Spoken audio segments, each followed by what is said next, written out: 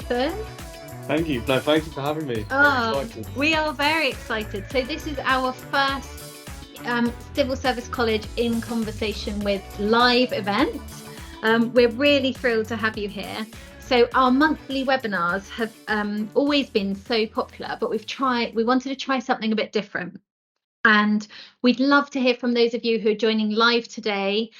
Please put any comments or questions in the chat. I'll be monitoring that during the conversation. And obviously we are recording today for any of those people who are unable to join. So I am absolutely delighted to be joined by Nathan White, Skills Strategy Advisor for the Department for Education.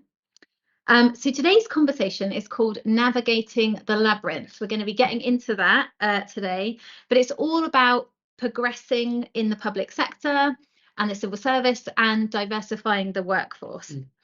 So we shared a little bit of information prior to this session that you believe that civil service is missing out on talented individuals and progressing those individuals who are passionate and experienced, not because they lack the attitude or the aptitude that they need to do those roles, but actually because it's really difficult to navigate what you call the labyrinth, which I think is fantastic, the recruitment of the civil service. So both people getting into the sector, but also how to move around within.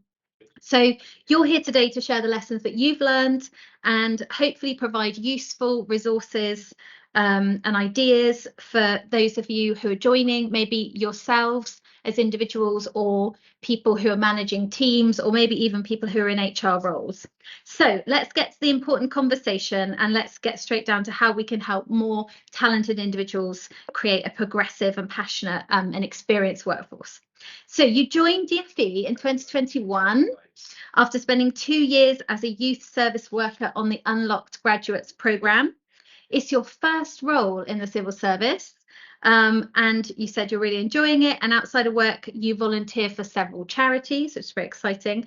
So can I start by asking you about your journey? Take us through how did it all start? So my journey to the civil service definitely was not straightforward, I think. So like many people, I left university and I had no plan. But I'd heard of the civil service and I thought, okay, that sounds great. So I looked at the fast stream, which is what most grads do, and I applied 3 times. Okay. 2 or 3 times. Didn't get in on any. I think I got past the first stage of applications once. Okay. And I think this is a theme I'm going to come back to a lot, but I had no guidance or support doing that. I was just doing it based on what my understanding, didn't really know what they were looking for, and I just went ahead with it. Following that, I went to a careers fair by chance because I had no option what to do, and then found Unlocked Graduates and ended up working with them for 2 years in Feltham Young Offenders. So at that point, I was technically a civil servant because I was a prison officer. Sure. But it wasn't the civil service as I imagined it, in the sense of like, policy, strategy, and the stuff I really wanted to get into. So the kind of turning point was about 6 months before I finished my grad scheme. My friend got a job in the civil service, and he was one of the first people I knew who got in, and he was like, "Oh wow, there's a job called civil service. A website called Civil Service Jobs." So I was like, "Oh, I've never heard of this," and it literally had just jobs and lists, reams and reams and pages of jobs in the civil service that you could apply for externally. I didn't know this existed until that point. So that was back end of 2020, and then I started like doing some applications, trying to figure out how to do it. It wasn't very clear, didn't seem clear to me at the start, but luckily I had this friend to help me, and through his support over like a few months, I ended up getting my application in a good place, sending off for some jobs, and then ended up getting a few offers in the end, and that landed me in the job I'm in now. The big difference there was support and being unsupported. I wouldn't have got the job at that point as I did last summer without their help, without somebody to look at my applications, somebody to just give advice. Okay, they're kind of looking for these types of things. Like, this is important. Because I was coming completely blind, I had no idea what the civil service was really about. And so is that what inspired you to write navigating the labyrinth, because you've written this incredible document which we would love to share with those joining today. But can you kind of share a bit more insight into what's in that document and what inspired you and your colleague Joe to write it? Yeah, so the origins of the guide were it's kind of in the similar theme of some people supporting people in their network. So Joe kept getting asked by other friends, "Oh, I'm thinking of applying for the civil service. Oh, can you help me?" And it got to a point where he's like, "I don't have enough time to Yeah. support everyone, Yeah. right?" So he asked me, he's like, "Oh, do you want to, come together and write something?" And then, but as soon as we started, like thinking about it and talking about it, we're like, well, that's part of the problem, isn't it? Because we're just helping our network. So if we're going to produce something that is meant to, make the process a lot clearer, and the people asking us are lucky that they have us, but there's thousands and thousands and thousands of people who want to get in the civil service who don't have that. Yeah. So we're like, right, let's do something for them. Let's make this, this like it was going to be like a cheat sheet basically of like what they're looking for. And yeah, it kind of snowballed from there in terms of, so once we took that approach of it's for everyone, especially people from disadvantaged background, low socioeconomic, minority backgrounds who are underrepresented in the service and typically will have less of those connections. Went into a bit more detail. So the guide itself is something like, it's meant to be really plain English, and that's one thing we've had good feedback on. It's really easy to understand of what the civil service is, like how to get in, so the different routes you have. So there's the fast stream, the civil service jobs website, like I mentioned. There's also apprenticeships and other things which a lot of people aren't aware of. The grading system, so a bit of introduction. So for those that don't know, civil service is done in grades. So I think it starts at administrative officer and goes all the way up to senior civil servants. And just kind of like going through each grade and what's kind of expected at those grades. Yeah. And if you're thinking of applying based on your experience, where should you apply? Yes. And then going into written applications and interviews. So not just talking about the process itself, which is also useful, just saying like what to expect, because again, you're not given that information. Well, how many questions are they probably going to ask? What's the structure like? Also just some tips that we've got from searching the internet, things that have helped us, and things that people in our departments that we work with have told us and like helped input into the guide. So it's just a culmination of loads and loads and loads of information that some of it is out there, some of it's not, but it's in very disparate places. It's not all in one simple, easy and to understand place. And that's all we did. Just bring that together and try and translate it in a way that was useful. And the response was like, we didn't expect it to have such a positive response. And so many people asking for it in departments across the government, in outside of government as well, with unis and things like that. And it kind of just showed that the gap we thought there might be was a lot bigger than either of us anticipated. Yeah. Well, I think having a guide is so helpful, and we'll definitely share that today. I'm just going to check in the chat. So apologies if you see me just looking to my right. I'm just keeping an eye on the chat. If there are questions or comments while we're having this conversation, we want this to be open and engaging, different format to a normal webinar style. So if you've got comments, I see a comment from Samantha saying, Nathan, the idea of a cheat sheet is great. It's helping everyone of every background to be in the know. Because we don't want this to be a secret place, do we? We want it to be open. And I think it's not just, we talked backstage about it, it's not just for people getting into the civil service, but it's also how do you move around once you're in. So tell us more about your current role at the Department for Education, and what does a typical day look like for you? Yeah, so as you said at the start, I work in skills strategy, so that's in the post-16 education space. When I joined the department, I've been in that area since then. I've moved within that slightly, in terms of the specifics of the roles, but it's in there. So strategy role is a lot of like problem solving, talking to lots of people, working across teams, like effectively just bringing a lot of people together from across the area we're working in to try and solve certain problems, or like get agreement of what we're trying to do sometimes. And it's really good. Like it's a lot of just conversations, which I absolutely love. it can be tricky, you know, because government departments are massive, to get everyone on the same page. But the day to day is really varied. It can Mhm. be, you know, um, prepping thing like products and like slides for use for meetings, or like, Mhm. you know, writing submissions for ministers, or just working within the team to try and understand what we're actually trying to do, what's the problem we're trying to solve. Yeah. So no, I've really enjoyed it. It's a great environment and great team. Um, so yeah, no, it's very enjoyable. And how did you find transitioning to a new grade? Yeah, so that's something I did in February. Well, I've done it twice actually. When I joined from the prison service, I went up a few grades, and it's challenging. I think there's the mental side was really difficult, and the pressures I put on myself. Mhm. Because you always compare yourself to the best people at the level above, or a few levels above, and because they're the ones that inspire you. They're the ones who set a really good example, and you compare yourself to them, and you think, I can't do that. Like on Mm. day one, I'm not going to be able to do that. And I think it was just like getting across in my head that those expectations, there's not that expectation there to do Mm. that from day one. Mm. Um, but you know, to just learn, and you'll get there gradually, and then the process since has been great, and so I was supported. But I think, yeah, a lot of mental barriers for me at the start, and also, you know, the barrier of thinking, am I ready? Yeah. Which was, you know, again, I had some great colleagues who were like, you know, you need to push yourself because you can. Like, Yeah. but personally, again, it's like I look at job applications and I'm like, I don't have all of those skills.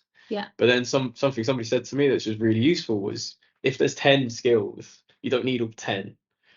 You probably need, yeah, just have, even if it's 5 that you're really good at, or 2 that you're really great at, just go for it anyway, because they're not expecting every single skill. And also you'll learn them on the job.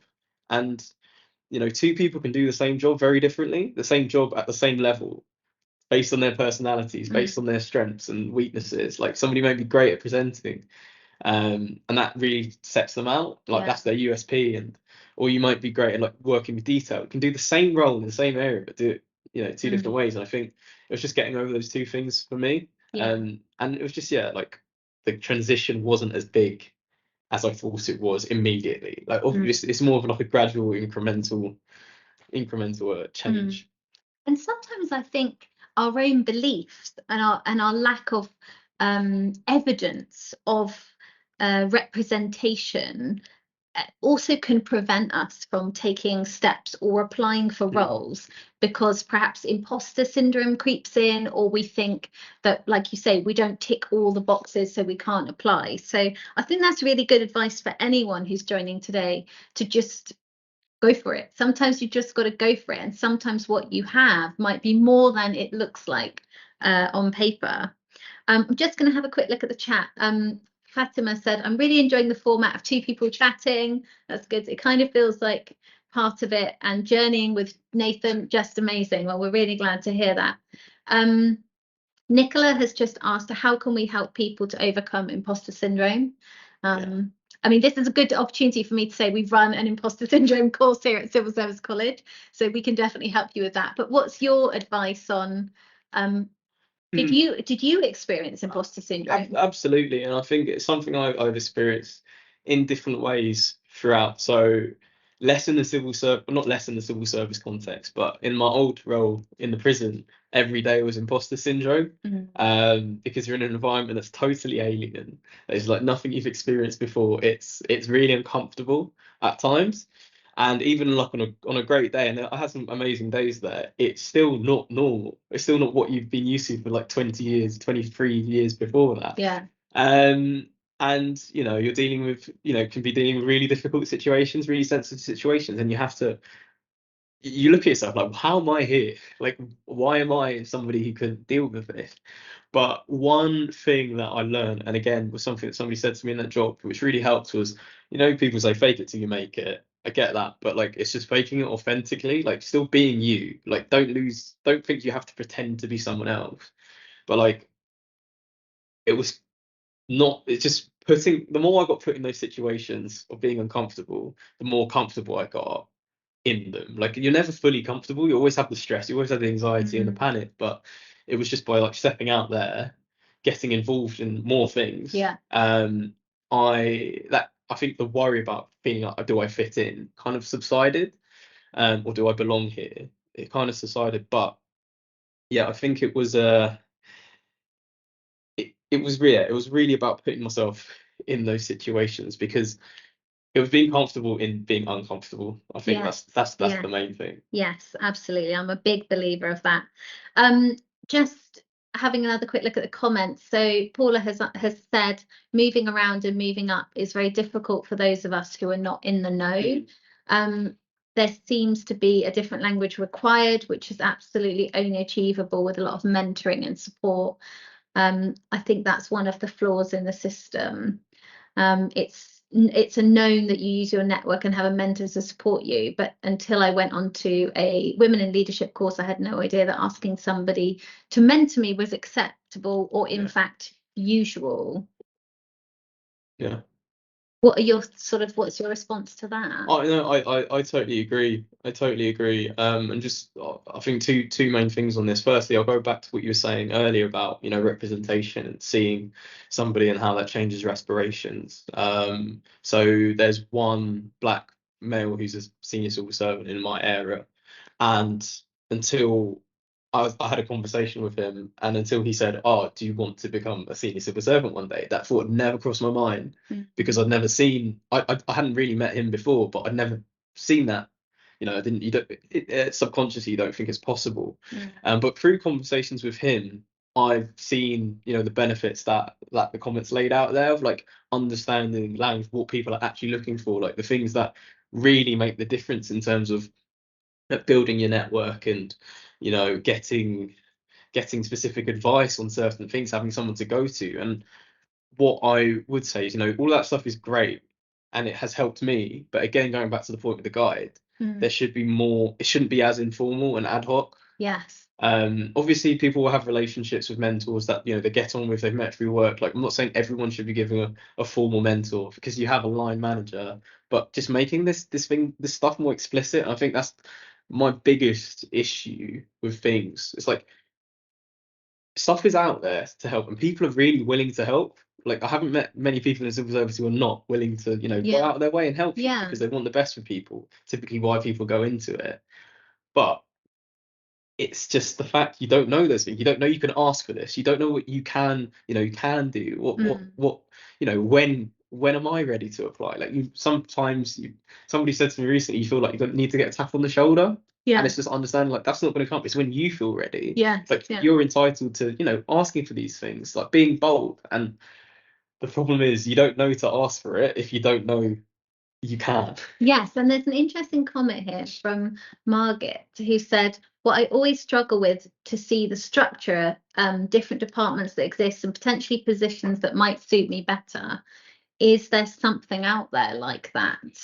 I'm not sure. I'm not sure if there's something out there like that, but one thing that has really helped me is finding ways to get in contact with people in those other areas. So I'm really interested in prisons, and it's an area at some point in my life I want to go back to, like, working that in like a policy civil servant type role. And through just asking around from people I've met in my job now, people like messaging people on LinkedIn or something, trying to just get a contact there, so I can go, oh, what's it actually like? Like, how do you find it? Ask all those questions. Oh, do you know anyone who works in this area? And then kind of from there, it has kind of snowballed a bit, and it's put me in a position where, okay, I actually have an understanding of what the cultures may be different, how they may differ, or like what types of roles are there. But again, it was about just going, just asking people, one, if they knew anyone, and two, if nobody I knew did, just go reach out to someone. And I think, again, most people are so happy to talk about their job, like what they do, because most people, like, it's what they do on a daily basis. They know so much about it, and just to meet someone who's interested in that as well.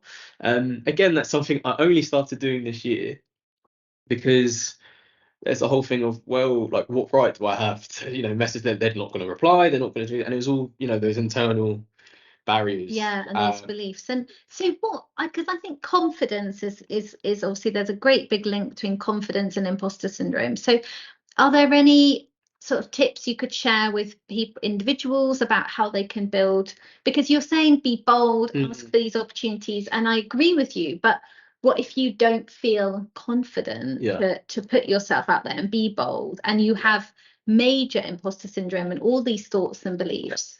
How do you develop that? How did you develop? Because you're a very confident individual. Where did that come from? I think again it was taking really small steps. Like really small, like just started actually, like it was 2 years ago. I had whilst working in the prison, I had a really bad, like mentally I was going through a really tough time. Like I was shot on confidence, didn't want to work there anymore. It was a real low, and I kind of spent 3 days that I had off just writing, like, what do I actually want, like setting myself like little goals that I knew I wanted to do. Like I knew I loved running, so um so making sure I ran, just setting small things to try and build a routine, and so that wasn't necessarily building my confidence straight away, but it made me a bit more stable as a base, and I had a foundation for what I could then do. And then it was on top of that, okay, once I'm comfortable and like my day to day I feel good, it was about, okay, just looking, is there something really small I can do, like volunteering somewhere for a day, or just going to an event, or where I'm going to have to meet people. Like it wasn't a straight jump. It was a 2-year process to where I am now. I'll say this to everyone, I was not like don't like judge me how I am now compared to how I was 2 years ago.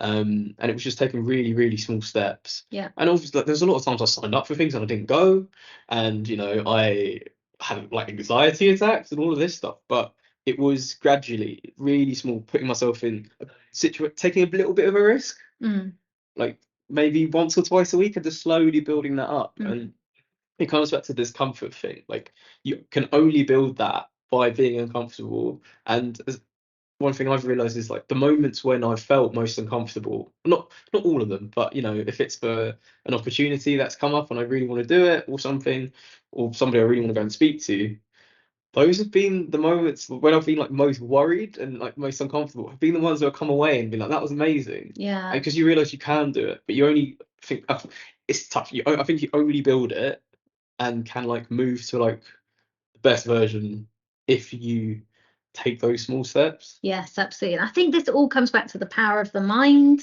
how powerful our thoughts are and our beliefs are. And I often ask myself when I feel like that, what's the worst that's going to happen? What's the worst if you go to that event and talk to that one person and they say no, or I can't help you? That's the worst. What's the best that could happen? And obviously you've been experiencing some of those.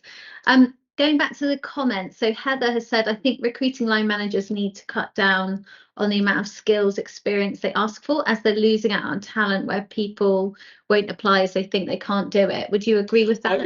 I think it's it's on the like the comment I said earlier about having 10 skills listed or whatever. I think that's a mentality that if we are if we stay with the current system, if you are applying within that system, just have that mindset. But I think I don't have a strong opinion, but I think there's a thing around just being more explicit in applications, but then also in just like what the process entails, and just less of the need to know basis that comes across. Because sometimes you can have a conversation with a hiring manager for a job, and the skills that they're really looking for, or the what fit the skills on the page mean, can be kind of different to how it translates on a page. So, and obviously there's word limits and things, and I know people are busy who are doing these, and they don't necessarily, or there might be restrictions on what they can put in it. But I think there's just a wider point about being explicit and about what is out there, like what is expected of someone who's applying. And more transparency. And I suppose that goes for, I know this comment was about people coming in, but I suppose that goes for whether you're coming in or trying to move around. Quite exciting, Nathan. We've got almost 100 people live here listening to you, so that's really good. There's lots and lots of great discussions going on in the chat. People are sharing ideas. So there's a question here, in terms of age, is there an age barrier within the civil service? So I can only speak from one, what I've seen, and two, like my experience, because I'm 26. So like I think it varies. I think there's probably areas where age might play more of a role, saying so you can't, you're too. And this is probably, I don't think this is like a formal civil service thing at all. I think it's maybe just people's perceptions of who is capable of being a manager, or who's capable of being at this grade. You have to have done X number of years or had this level of experience. And it's just the eye test for a lot of people. Sometimes, so again, but I'll make a distinction between the prison service, which was very much age was a big thing. I felt, well, where I was, age was quite a big thing. Whereas now my team there's a big range of ages. People at all sorts of grades at varying ages. So again, I think it's about like finding places where that is it's not a barrier, because there might be small niches where it is, and everyone will have a different experience. And I can't speak for people who are maybe like a bit older in the civil service, but this is where I think, if you're looking at a job, applying, speaking to like the hiring manager before you apply is a great thing, because you can ask those types of questions like, like what's your expectations on people like getting certain jobs, or like do you have to have done this amount of time, or is it just like you can go when you're ready? Because the place I'm at the moment is very much there's no amount of time. Once you're ready, you're ready. So and that's all quite relative, isn't it? And who's deciding how long it deems somebody ready? 100%. And I think that's a really good point about what you're making about age, and asking the hiring manager. I mean, maybe there's lots of people listening today that didn't even know that you could do that. So again, I think it's about just pushing yourself out there. Paula has said it takes so much time to complete the application process. Do you feel like that's one of the challenges? Yeah, no, 100%. That is one of the biggest challenges. Because I genuinely do think if you're going to do it properly, and kind of once you've built that understanding of what they really want and what the application they're really really looking for, if you get to that stage to then meet that, it takes a long time. So for example, in the written applications, you have to do behaviors. So 250 words demonstrating how you meet a certain behavior. 250 words for one example is really hard. Like to get all the points you want to hit in, all of the context, get it to flow properly, tick all the right boxes for you to be proud of it. It takes a while. And I think one thing, and it's something that I'm struggling with at the moment, like in thinking about, if I wanted to apply for a job, like when would I, find this time? But it is about just dedicating that time. And I think one thing that helps me and helps a lot of people I know is just starting them. There's a few actually. Keeping a journal of kind of like good things where you've got feedback, good examples. So you're not having to like recall what happened, who was there, like what the outcome was when you're in the moment when you see the job you want. So that's what I'm keeping that journal, and also start working on them like whenever. That you don't need a job opportunity to come up for you to then start working on this stuff, I think. And that's a great piece of advice I got recently, of that you don't want a good job to come around, your dream job, and then you've got to spend a week or even a few days just writing your application, really stressing, like working long hours after work. You want to do it, you want to give yourself the time to look at it, assess it, come back in a week, do it again, get somebody to look at it as well. Yeah, absolutely. Which I think is one of the most important things, getting other people to read it. And but that can only come with time. And I think it's the process. There's no way around it taking a long time. But I think just doing it in the slower periods, or periods when you're not like, I need to hit this one job application. Of course, you can't do that every time. But I think that's one thing that's it's the only way to get around it. Otherwise, you can burn out. And yeah, absolutely. And it's good. I think it's important because that when you're working full time, to find the time around families and other commitments. So I think that's a really good piece of advice. There's some interest from a certain organisation joining us live today for you to come and do some work with them. So we'll follow that up after today.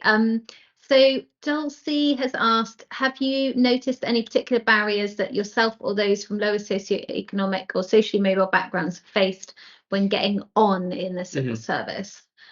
What can we do to create a truly inclusive culture that allows staff from diverse backgrounds to thrive in their careers? And my next question was going to be, why do you think diversity matters? So maybe you can answer those big questions. No, I'll do the diversity one first. I think diversity matters because I know it's the thing that everyone says, but we have a diverse society, and the civil service, one, on just the aesthetic point, not an aesthetic point or just a representational point, should reflect the society we have at all levels, because there are the skills and capabilities across all levels. And I also think, just in terms of expertise and interests and mindsets, like having people from those different backgrounds helps people think about problems in different ways. If you have a room of people who have all had a similar experience, or gone to similar unis maybe, or just gone to uni, come straight into the civil service, really smart, really good people, but I think lived experience of the thing you're working is so important. Absolutely. One, people who have worked in that area as well, and just people who've come from other areas to think about problems in different ways, and they have different reference points and ask different questions. I think that's just great for like policy making and all that stuff, and that's nothing new. But in terms of getting on, I think there's a report. There was a report about diversity in the civil service, and that was like, it showed a lot of things. So like language, which is a point somebody raised earlier, was a massive one, of like how you speak and translate what you think into civil service talk is a massive barrier. And feeling like you have to conform to that, and like if you're not part of that, you're kind of like kept out. And also, I think it's just that knowing what questions you can ask, like knowing you can. So for me, it was like coming from a background where you're very much told like you work hard, but you don't like push boundaries because of fear of how you might get interpreted, how your behaviors, you might get labeled with certain things if you're pushing back on authority or whatever. So I don't know. And I've spoken to a few people about this, and like, there's this culture of like you don't ask for more. You just like, you've done well, you've got to where you've got, and like you just kind of ride it forward wherever it takes you. But it's that thing of like that, to ask, no, I deserve to, if I'm good, I think I'm good enough, I deserve this, I deserve that, I should have access to these things. But it's so there's a mentality point, but there's also again, I think awareness is a massive thing, and this is why I say, like, if we can talk about inclusive cultures, and I think that this, and my experience with civil service has been good. Like, there's a lot of people who really want to support, but I think sometimes and it's easy to happen, like there's not a realization that people do have different understandings of these things. Like, it's not a given to these people, and like not everyone will have that mentor. Like, just because a lot of people around you might be clued in and know that having a mentor or having a coach, or there's a lot of people who won't within the same teams. And it's just like, one, broaching that topic of like, is this something people are interested in, opening up those channels of communication and understanding like what people are aware of, what they aren't, and what's helped you, and just that more of those like personal, this is what's helped me get here, sharing that information with everyone. And we were talking about that, I think, backstage as well. How do you shift this from an informal process where you happen to meet someone who helped you get into the civil service, then you happen to meet someone else, and I'm sure that wasn't all chance. I think you most definitely put yourself in those situations, but like you say, how do we formalize some of these things? How do we make people aware of all backgrounds, that mentorship and role models are a key to actually being able to progress in the service? No, I think it's a really good question, and I think so in DFE there's Black and Minority Ethnic Network, which is really good, and they do some good stuff with like sessions on how to apply for things, and how to get a senior civil servant and things like that, and like talk about mentoring, and people do mentor each other within that. But again, that's through a network, which I think is a really positive thing. Um, but it's not like part of the day-to-day as a whole. I don't think it should be something that's excluded. I think it should go on within networks 100%. So like social mobility networks and all of that.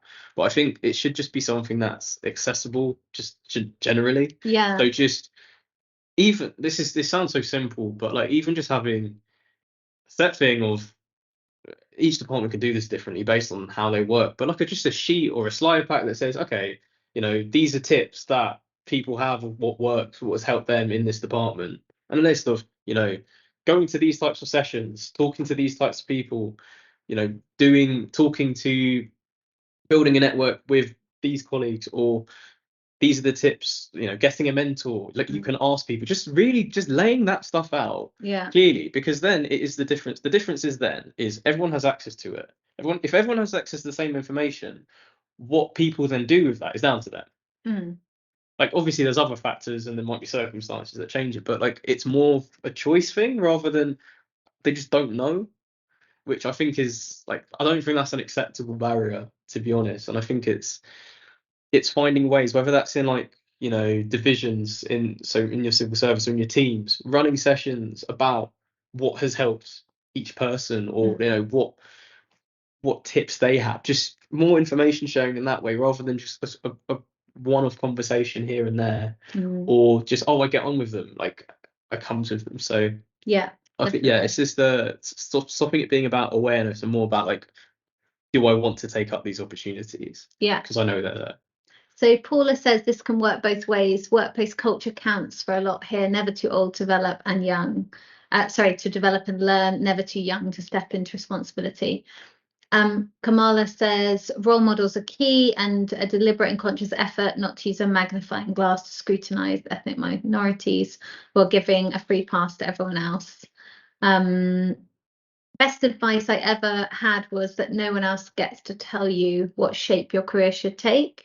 This is something we should absolutely own ourselves. And if we feel ready, apply. The role of the line manager is to support those ambitions, not limit them. There's lots of really great comments coming in. I'll keep an eye on any more questions. Somebody just said, Nathan, this is so true. My whole life, that voice that tells you to be grateful for what you have and where you are, that because you are the first in your family to go so far, don't put it in danger. Don't go too far. Almost don't fly too close to the sun. So that's an interesting comment. Okay, so moving on, and please keep all your comments and questions coming through. I'll keep an eye on them. But I can see already we could sit here all day talking about this. So what would you say are the key barriers you faced with applying it to the civil service, and how did you overcome them? Yeah, so I think we kind of touched on a few of them already, but I think the first was just awareness, that there were what routes there were to come in. I think I only knew of the fast stream, and once I didn't get that 3 times, I just kind of gave up. Like and I thought, well, that's it. I'm not going to work in the civil service. So it's just like an awareness of what was out there and like what a job in the civil service actually means. Because I didn't have that network of people who work there. I didn't know anyone who worked in it. So you just don't have that awareness, that thing. And then it's the whole thing of, oh, I could see myself there because people there. And then it comes to that, self-belief and thinking, am I going to fit in? What's the culture going to be like? Am I going to stand out? Am I going to be good enough to do this job? Like, this is a serious thing. It's the government. So self-belief was a massive one. I think, again, it affects everyone, but I think particularly people from the backgrounds that we described earlier, like, because you don't have that, you're not like raised with that mentality a lot of the time of, I can just do anything. There's also like just understanding what the application process means, which is again like why we tried to do the guide, because that was a massive thing for us. And then just like knowledge and support of once you're doing it. And those are the things that made the difference for me. Like, all of those for me were to do with other people coming into my life.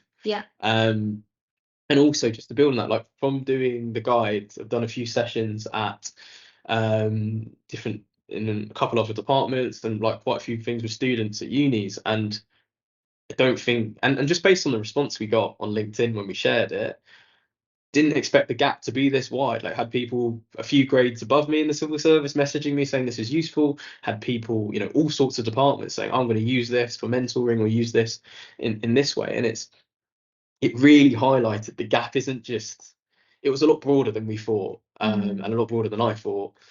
And especially with students, just the awareness and just the community, people who are not at the age where they're going to work in civil service, just society at large, the awareness of how to get in, what to do, and what it entails.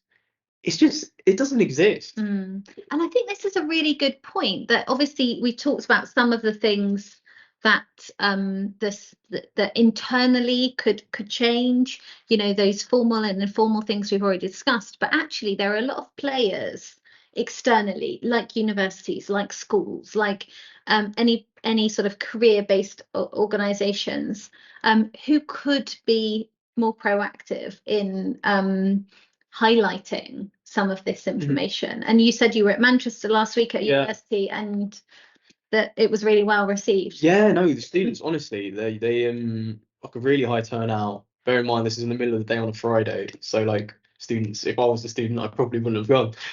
But like they turned up, had loads of questions, and would like even did like some activities of like planning out a work application. And it just, I think what I've realised from after we did the guide, I reached out to a few unis, like, and was like, look, we've done this, like, would you be interested in, one, like just use it, and two, like, we can do a session if you want, like.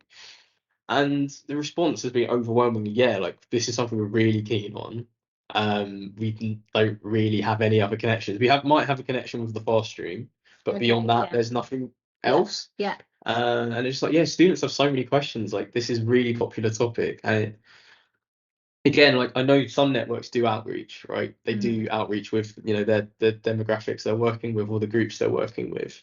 But I think there's just, again, this is a personal opinion, I think there's probably a wider thing of like, just not just instilling this information in the civil service, but I'm just saying, like, shouting about it more, because it is a great place to work.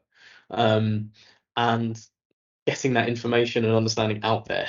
These organizations, like you said. And I think that's one really practical thing. And I think, as you talked about earlier, the more different backgrounds we've got within the civil service, the wider the knowledge and the information of what it is, what it looks like to work. As I remember myself, like being the first one in my family, the only one to go to university, and never having access to this information, and actually also having a perception prior to working with Civil Service College that there was a certain educational background that you needed to access this sector.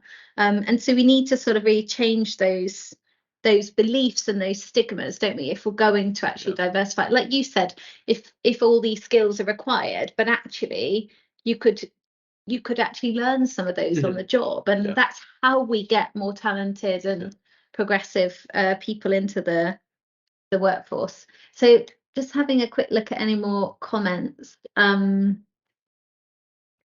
There's so many, which is great. So it's obviously an important discussion here. More reverse mentoring should be part of a diversity constitution. And somebody's sort of saying that's a good idea. Nobody is perfect.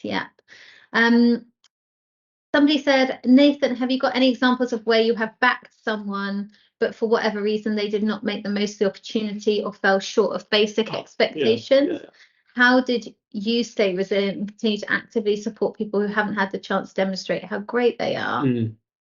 That is a great question. I think it's one that probably links back to my working in the prison, because that was something that is really challenging. So I can think of an example. There was this one boy I worked with for a while. He was doing his GCSEs, because I worked with young offenders. So he was 17, he was doing his GCSEs in prison. I was like, because I used to like tutor maths a bit. I was helping him out, and like got really good relationship. Like during COVID, he had like they had like video calls with the families because they couldn't have visits. You know, I was in the room with him because he was asked, like, can you come? Because we had a really good bond, as much as you can have like in that environment, but really respect, like, driven relationship. And then so, you know, you're talking, you really like invest a lot of time give a lot of support, like a lot of the free time I had, and then he ended up getting in a really big incident in the prison and got moved to somewhere else because it was that serious. And it's difficult because you think for the last 6 months, a year, I've like seen this boy every day, like seen him develop, seen him grow, like become like a lot more rounded person, like a lot nicer person. His future's going to look a lot better now because he's just fundamentally changed. Yeah. And that, again, that's not like this. It was a group effort. Like you have to have the whole team was like behind and create that environment. But yeah, it probably deflates you like to see that. And I think it's one of those in hindsight. It's kind of like you see the potential and they start to see it, but then I have mistakes, and it's just not linear. Like the journey isn't linear. Like they're going to do things. Like obviously that's an extreme example in prison, but people are going to make mistakes, not take things up, and it takes a while for the penny to drop sometimes, or for things to line up in their life outside of work as well. That's true. To allow them to do it, and I think from listening to like loads of ex-prisoners talking from my time on my unlocked grads program, is like it's not just the second chance or the third chance. Like some people generally takes like 60 chances and then they change their life and they're just a completely different person. But I think in terms of resilience, it's like you can only help someone to a certain point, and like you can't change someone, like fundamentally you cannot. So there's no point trying. You can support someone, but you cannot change them. You cannot make them do things.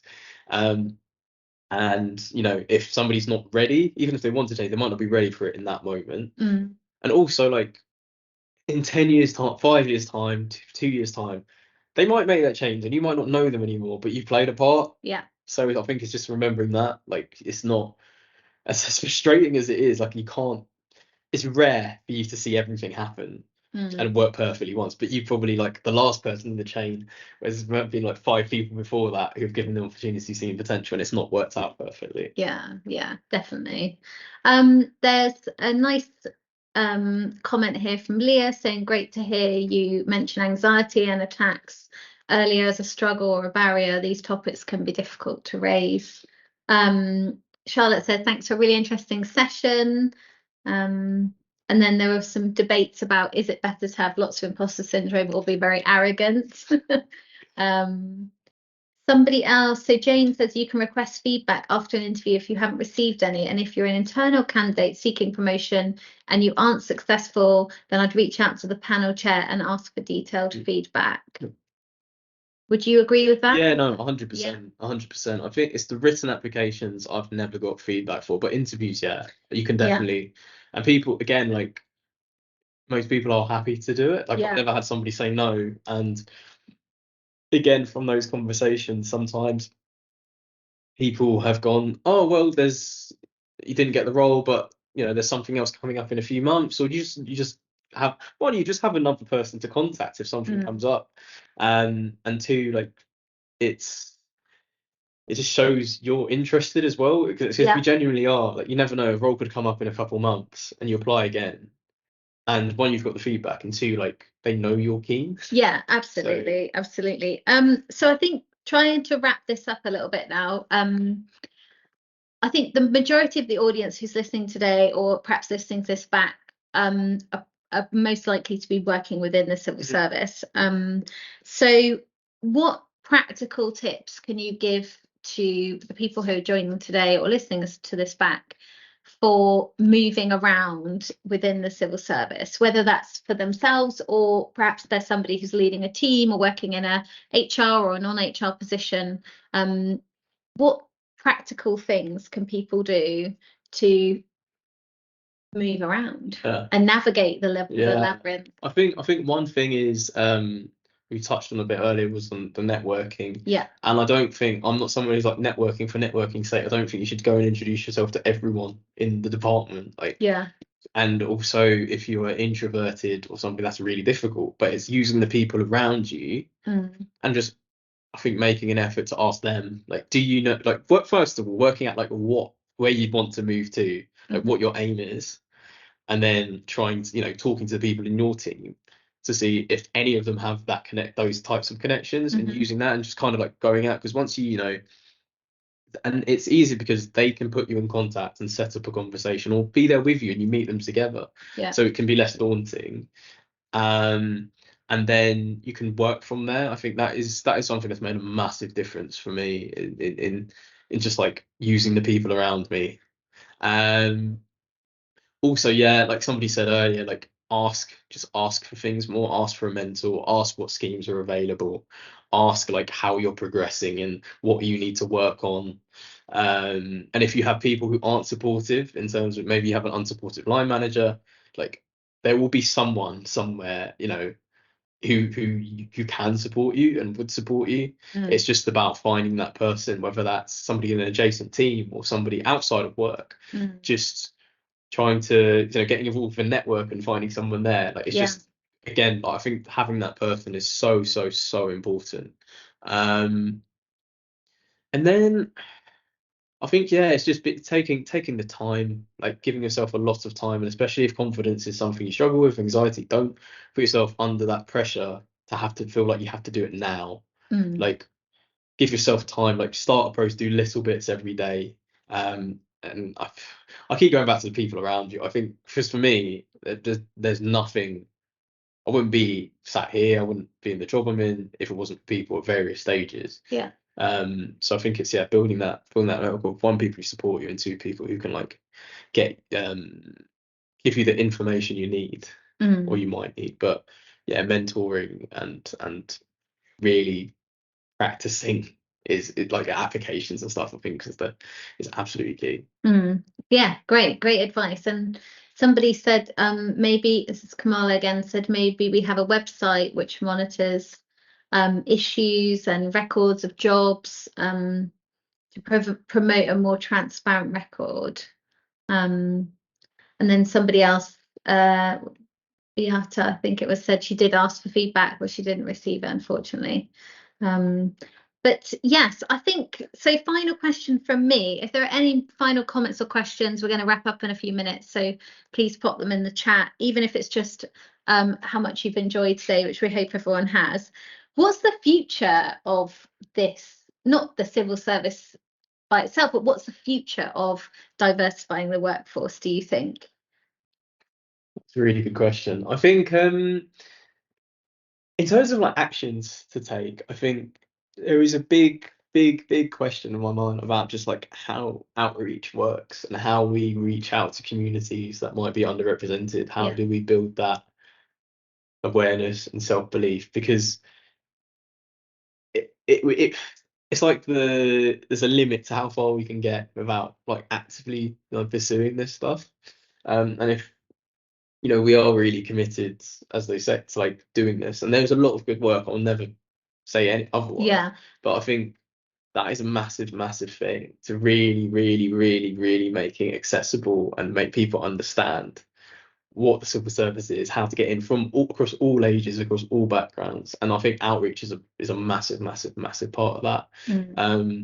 Because as you get more people from those communities, you then can learn more about what might be going wrong in your organization, what might be going right, because people with different perspectives see things differently. You learn more, and then I think it will have a really positive effect, not just in the work, but like how the workplace feels. But I think that would be my big thing. And what I've learned through this process is that you can do this type of stuff. Like I've talked to the HR in my department, you can do this. Like you can do outreach. There's nothing stopping it. As in you taking part in this today, and also going to unis and things like that. Like there's nothing stopping you doing that stuff.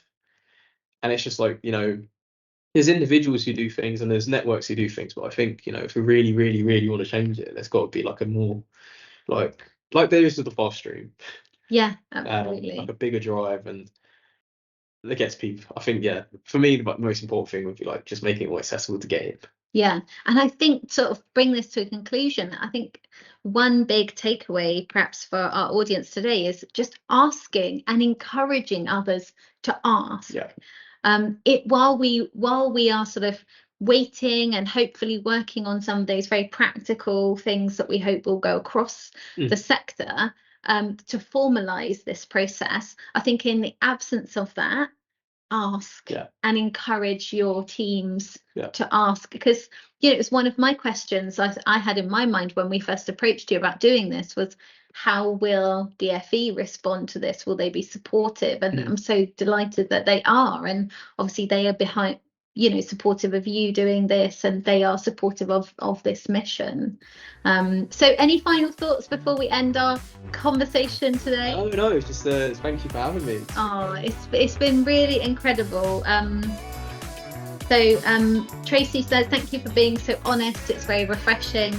And again, maybe we have done sort of broken some new record here today with running this kind of type of conversation, being very open and transparent about some of the things that work really well, but some of the things we all need to work on to get that passionate and diverse and talented workforce and have a true representation of the communities we're serving. Thank you so much for joining us today. Thank you to all of you for joining us, especially so many of you joining live. And we will make this recording available, and we will also share Nathan and Joe's guides to navigating the labyrinth. Thanks again, and see you all soon. Cheers.